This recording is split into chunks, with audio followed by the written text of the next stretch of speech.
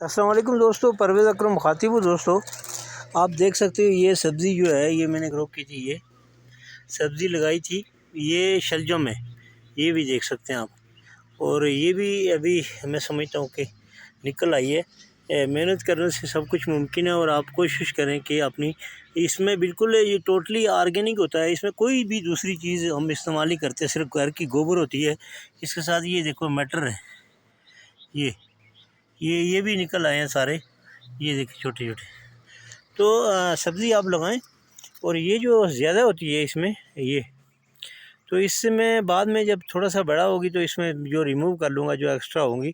बाकी ये पूरा देख सकते हैं, ये मैंने खेत जो है वो सब्ज़ी का लगाया हुआ है। ये हरी सब्ज़ी है, पत्तों वाली सब्ज़ी है।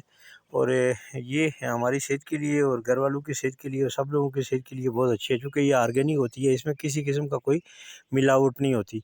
और मैं समझता हूँ कि सब लोगों को मेहनत करनी चाहिए। और मेहनत का फल जो है, ये ज़मीन जो है ये हमारी माँ है, ये कभी निराश नहीं करती और मायूस नहीं करती। इससे हमें बेनिफिट ज़रूर मिलते हैं।